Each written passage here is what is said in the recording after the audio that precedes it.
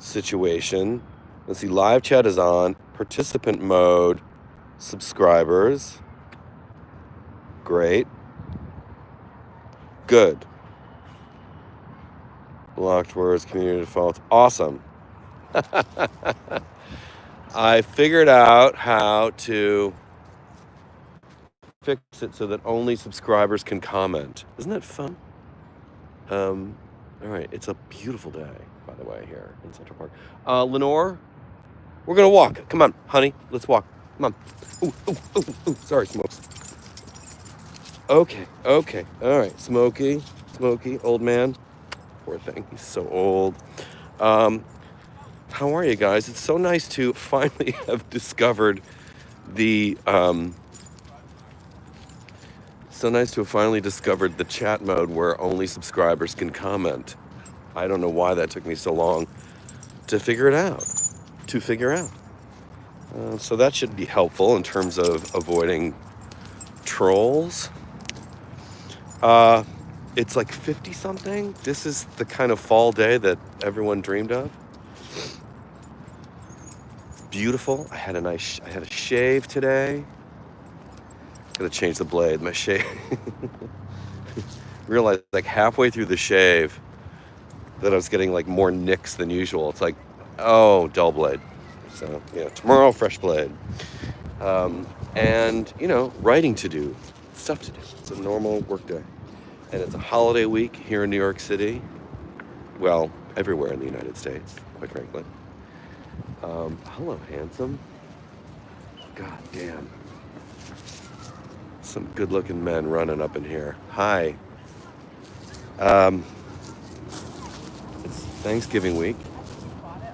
I'm going to a friend's house for Thanksgiving. It's going to be a Friendsgiving with her family, which will be, I'm going to Molly's house, actually. She lives across the park. And we're instructed to not bring anything. I like to not go empty-handed. You know what? I'll bring San Pellegrino. How's that? A bunch of us are non-drinkers, so that should be nice. Do you guys want to walk around the thing? Do you guys want to walk around the Great Lawn, or do you want to walk around the bridle path? I know you love the bridle path. Smoke, let's get away from the trash. Well, we stick around you, Dad. What have I seen? I saw Wicked, you guys, and I was thoroughly delighted. Wicked is so wonderful. It's really well made. I mean, not for nothing. Even if you're not really in, like I saw the Broadway production many years ago. I don't really remember it. I remember enjoying it. I was like, oh, I had a good time in my memory. So I didn't really recall much of the story. Thanks for the tip, yo. And I will have a great Thanksgiving. Thank you, Bill's got me doing this. Is it Bill your real name? Thank you.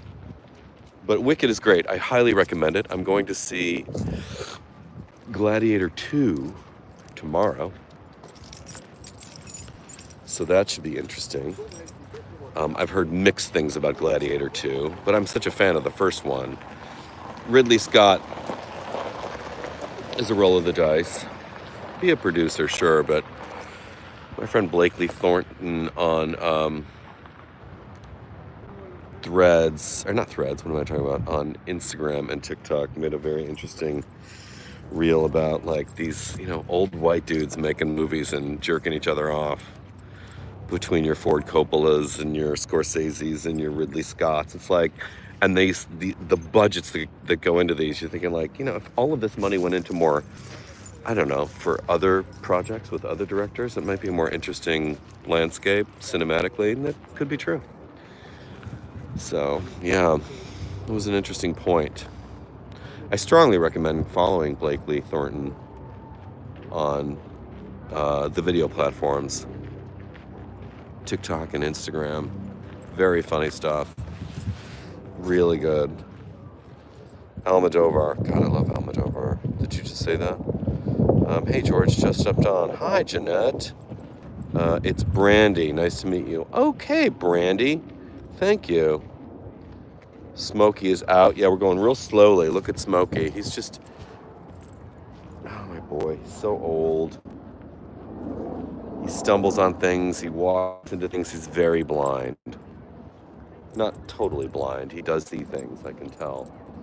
But, yeah. It's happening. It's all good. Let's see. Mescal is going to do streetcar. Bam. Oh, Pedro Mescal. Yeah, I know what you're talking about. Molly's amazing. Yes, she is. Who else is here? It's so nice to have comments from people who are subscribers. I wish I had discovered that function before. Good to know. So what else? There was a new No Mercy, No Malice this week. I thought it was very interesting that Scott chose to, like, in the wake of all things political, because there's just so much in that landscape, that Scott chose to do a piece on F1 because he went to Vegas for F1 and just, shared some thoughts on it and the economics of it and what it means culturally. And it was an interesting take. And also just like good counter programming to everything else that's been in everyone's feeds ad nauseum. And shit that I had never thought about. And it is true. Like, I am not a sportsy person, right? I'm not an F1 person. But I do really understand and appreciate in the last paragraph of the piece, the last thing when I recorded it, Smokes, come on, bud. He touched upon the community of it. And this is true for all sports, I think.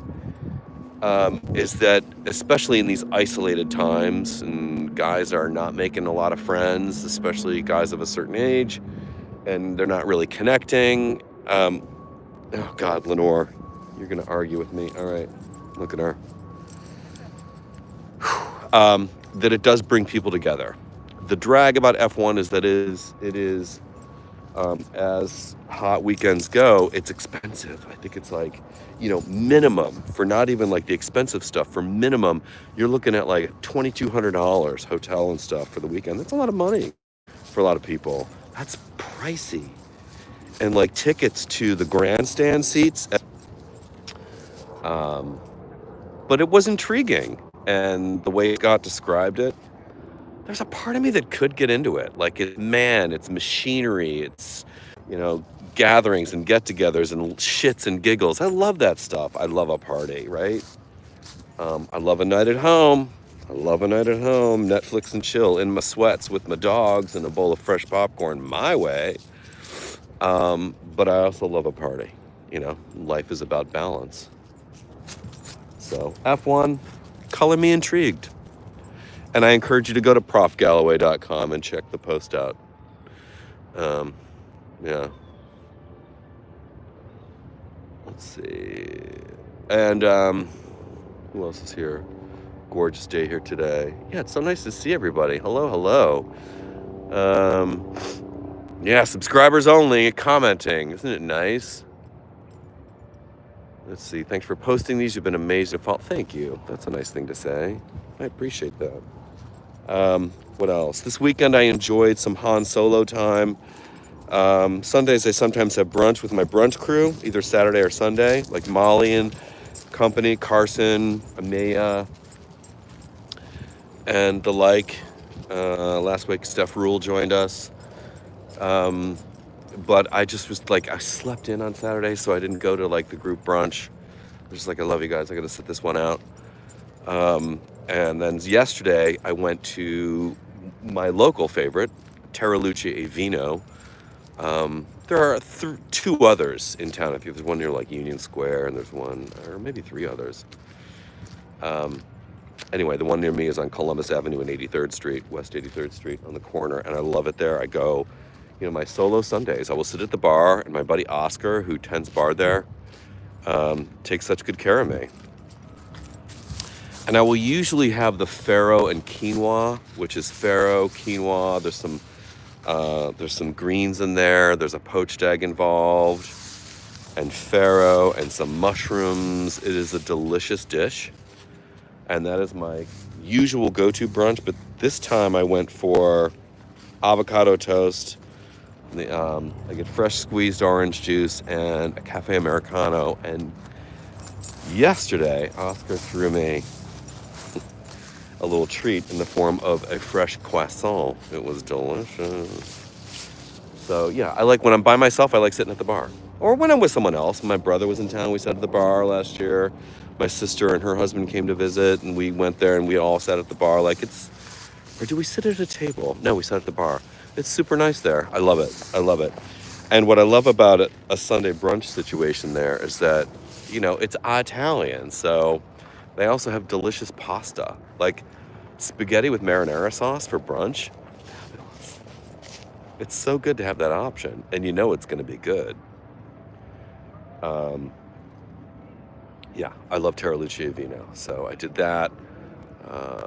So yeah, Wicked on Saturday with my friend MJ, Mary Jean, and what else do I want to talk about? I got to wrap it up here.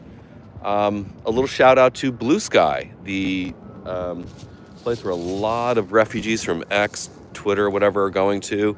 I was an early adopter to Blue Sky. It was invite only in the original days of Blue Sky, which, I was like, ugh, I hate that shit. I did get an early invite. I understand they got to go slow and work out bugs and stuff like that. So it's like test audience kind of stuff, like beta testing. So I got the early invite to Blue Sky over a year ago, whenever the hell it launched, and tried it. It was of all the Twitter alternatives, Mastodon, Threads, Blue Sky, it was the one that was most closely resembling Twitter in terms of user experience. And it felt like original Twitter, but just like the volume wasn't there.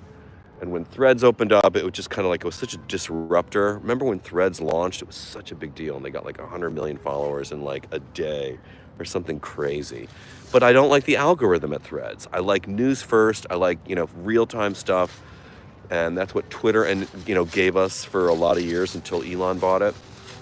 But Blue Sky gives us that. I can follow NPR, The Guardian, Associated Press, and other resources, and you can create your own lists to follow, and things that I loved about Twitter, and it's immediate, and it's real time, and it's, you can make your own, it's great. I like Blue Sky a lot. I hope it continues to kick ass and fuck with Elon. Anything that fucks with Elon, I'm good with. And it's not just for the sake of fucking with Elon. Blue Sky is a good experience. I enjoy it. I really do. So there we are. For those of you looking for a place, if you couldn't stand Twitter, because it is really like a zombie apocalypse there, check out Blue Sky. I'm a fan. Early adopter and fan. And I'm really pleased with the direction it's headed in. And it's a great user experience. So thumbs up. That's it for now. I'm going to get back to listening to, speaking of Blue Sky, On with Kara Swisher. She's got some people, and they're talking about that very thing, actually. And that's it. All right. I love you guys. Thanks so much for tuning in, and I'll talk to you tomorrow.